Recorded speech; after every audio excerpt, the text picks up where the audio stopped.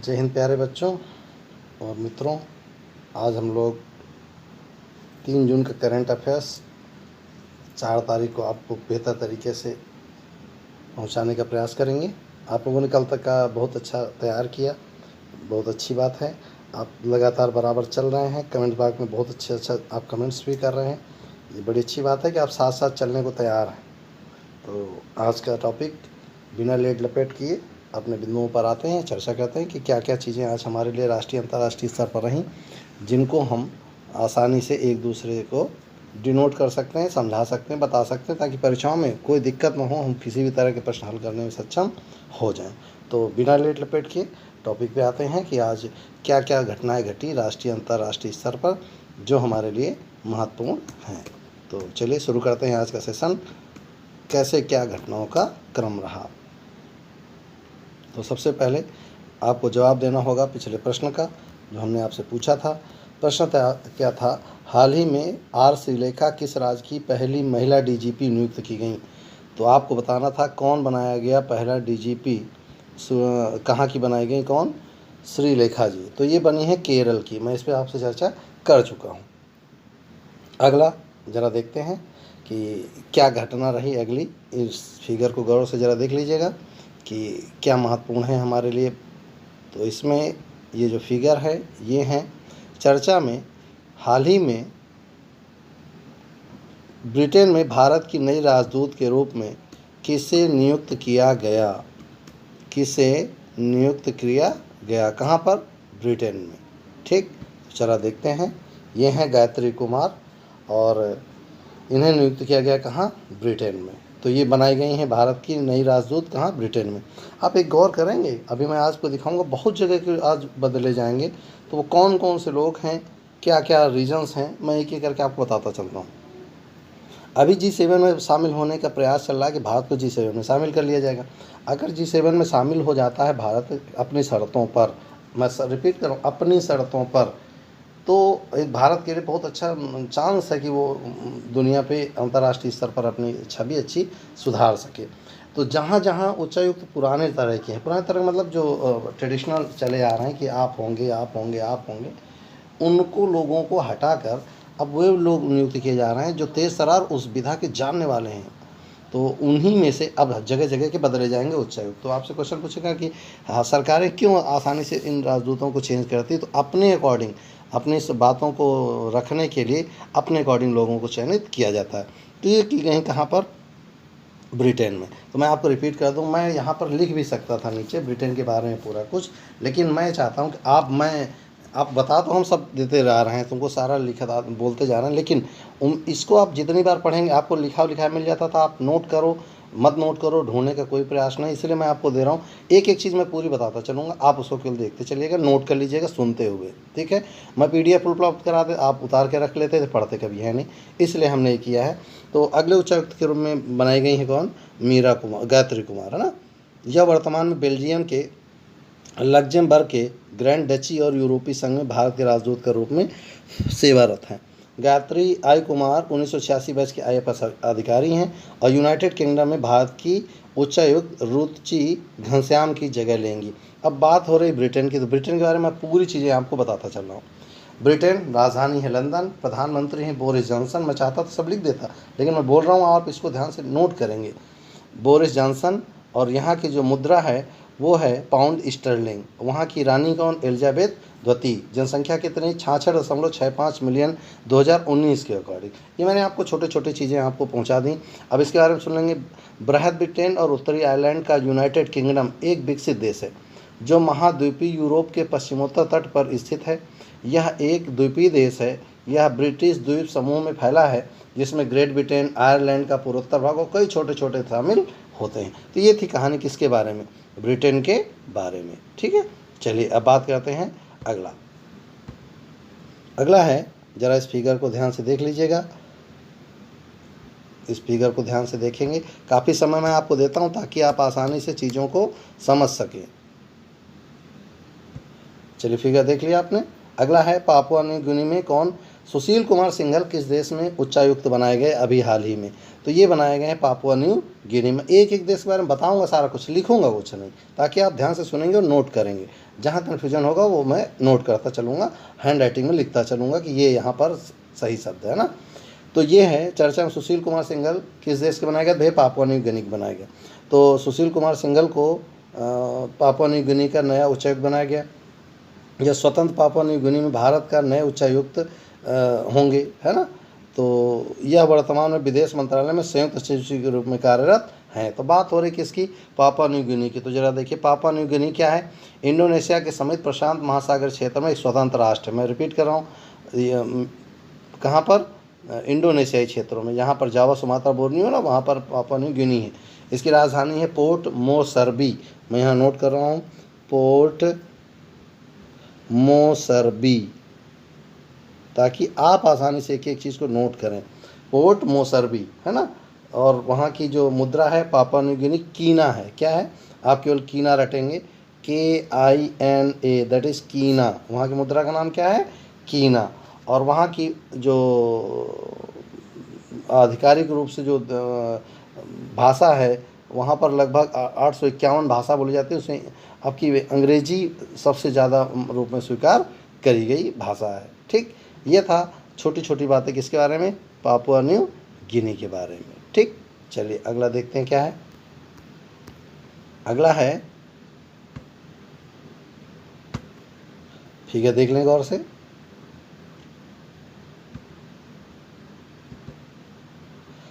चर्चा में कुवैत में भारत का कौन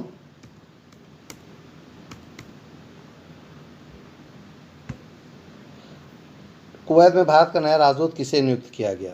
देखिए ध्यान से, चर्चा में कुवैत में भारत का नया राजदूत किसे नियुक्त किया गया? तो ये नियुक्त किया गया CB जॉर्ज को। किसे नियुक्त किया गया? CB जॉर्ज को, है ना। तो ये है किसके बारे में? कुवैत में भेजे गए भैया ये बनाकर, क्या? नया राजदूत। तो हम लोग अब बात किसके बारे में करेंगे? कुवैत के बारे में। कुवैत है क्या? कुवैत की स्थिति क्या है? तो ये पूरा देखते हैं हम एक एक चीज़ को। तो 1983 बैच के IAF अधिकारी CB जॉर्ज को कुवैत में भारत का नया उच्चायुक्त बनाया गया या राजदूत बनाया गया। कहीं पर उसे राजदूत कहेंगे, कहीं पर हम उच्चायुक्त कहेंगे। यह वर्तमान में स्विट्जरलैंड में भारत के राजदूत के रूप में काम कर रहे हैं। तो अब बात करते हैं किसके? कुवैत के बारे में। कुवैत की राजधानी है कुवैत सिटी, मुद्रा है दिनार, वहाँ की जनसंख्या लगभग है 4.13 मिलियन। ठीक, ये थी वहाँ कुवैत के बारे में सामान्य जानकारी। ठीक, अब बात करते हैं किसकी? अगले सेशन पे चलते हैं। क्या है चर्चा में? जरा ध्यान से देख लीजिएगा इसको। चर्चा में विश्व साइकिल दिवस कब मनाया गया? तो 3 जून को मनाया गया संयुक्त राष्ट्र द्वारा। अब ध्यान रखिए, अब बात किसकी आ रही है? संयुक्त राष्ट्र की।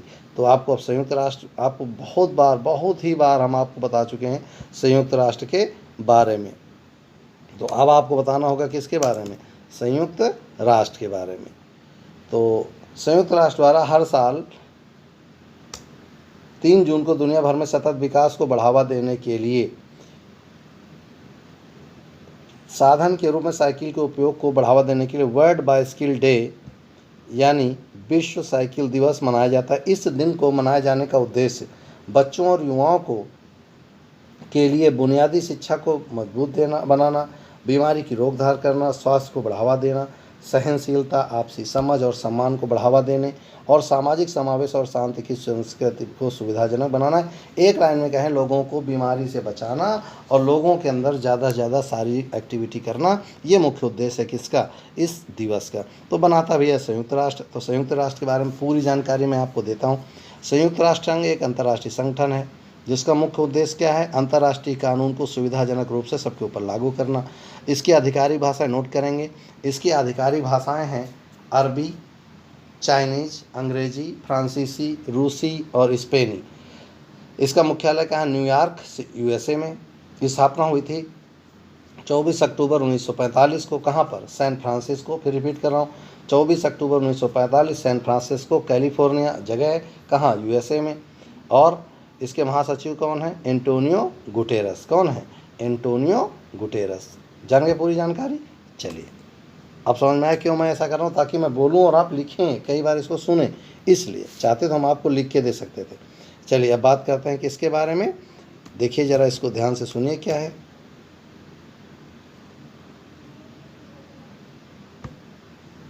मूडीज देखें, क्रेडिट रेटिंग एजेंसी, सुनिएगा, क्रेडिट रेटिंग एजेंसी आपको साफ साफ बता रहा है क्या कि मूडी क्या करती,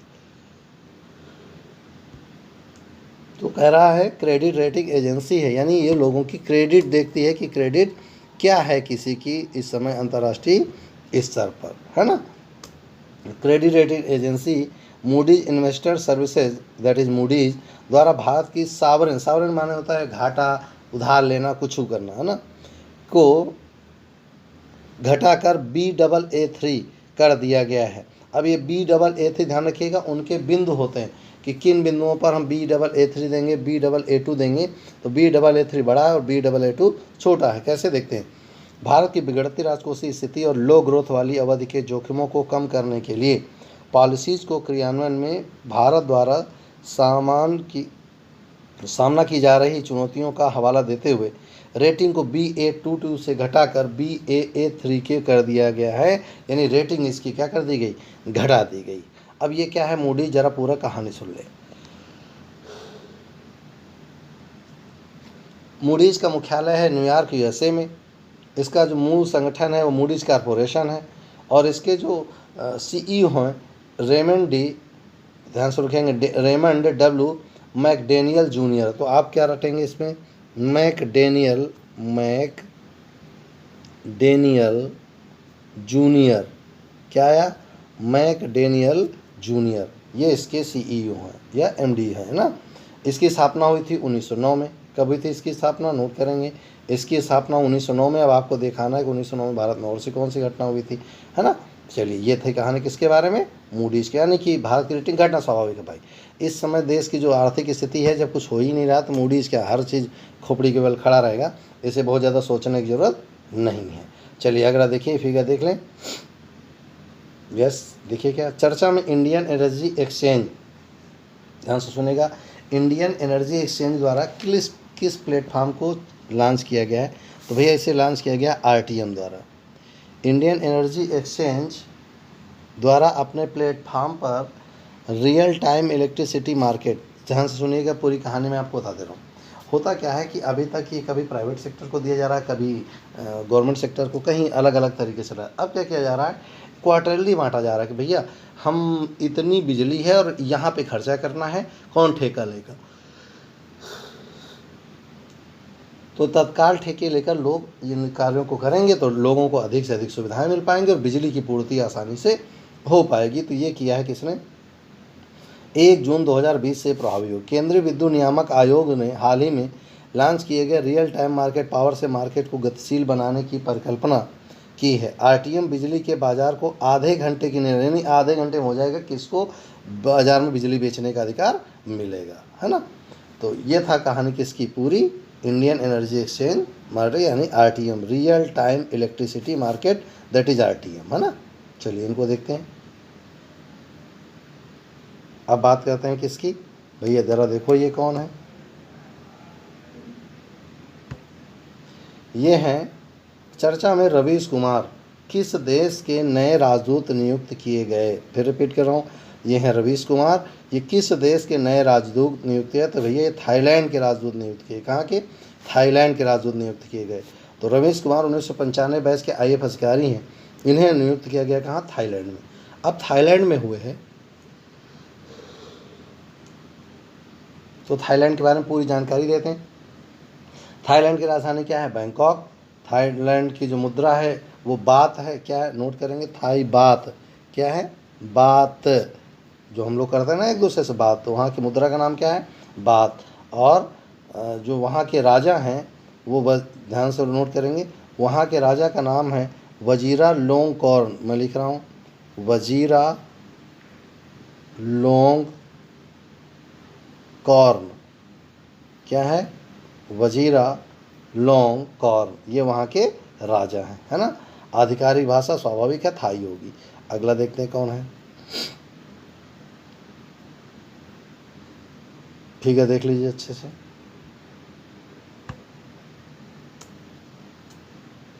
ये हैं चर्चा में जयंतीलाल ननोमा, नोट करिएगा क्या है, जरा देखिए नाम से ना कन्फ्यूज होइए। जयंतीलाल ननोमा किस खेल के प्रसिद्ध कोच थे? तो आर्चरी, आर्चरी माना था तीरंदाजी। तो ये आर्चरी के बहुत खेल प्रसिद्ध कोच थे। पूर्व अंतर्राष्ट्रीय तीरंदाज कोच जयंतीलाल ननोमा का निधन हुआ। उन्होंने वर्ष 2010 में एशियन कप और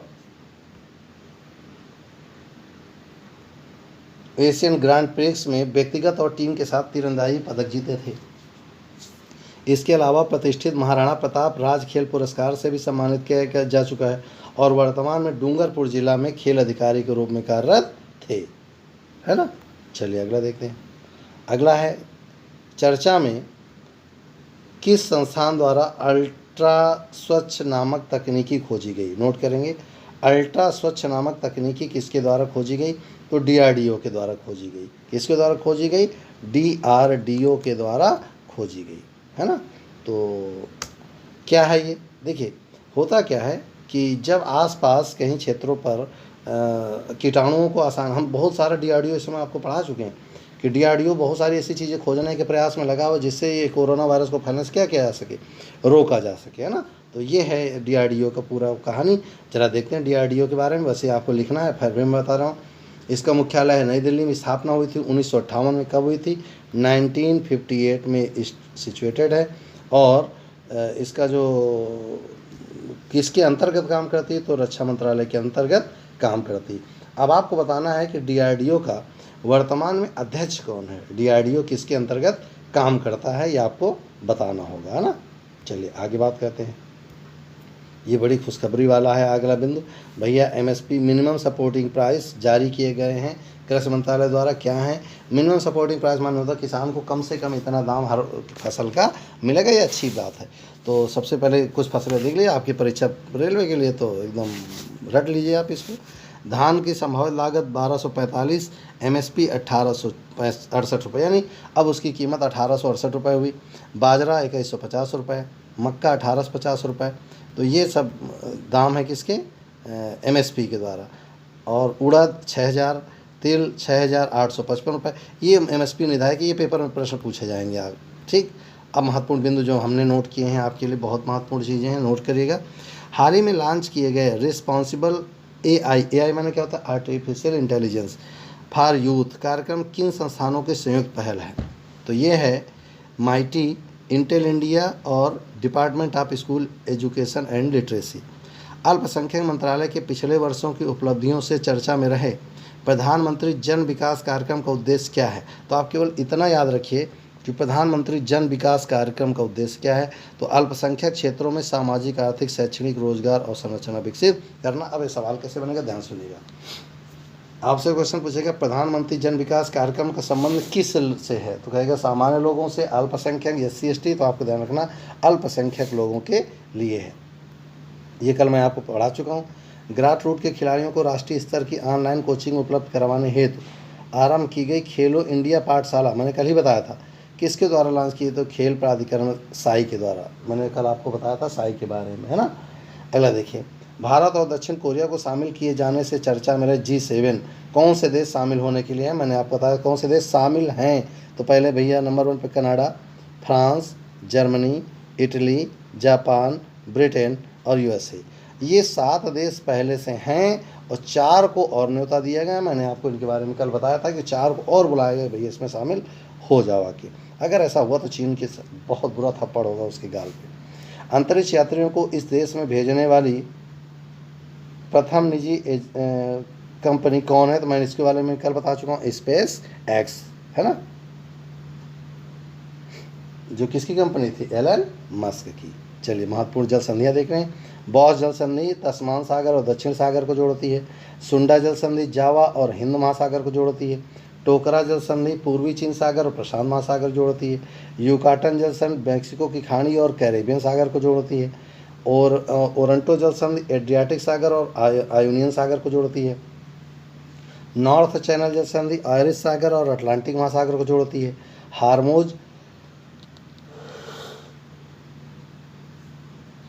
हरमुज जल संधि फारस की खाड़ी और ओमान की खाड़ी को जोड़ती है। टॉरस जल संधि आरापुरा सागर और एजियन सागर को जोड़ती है। डार्डेनलीज, जिसे डार्डेनलीज भी कहते हैं, ये जोड़ती है मरमरा सागर और एजियन सागर को।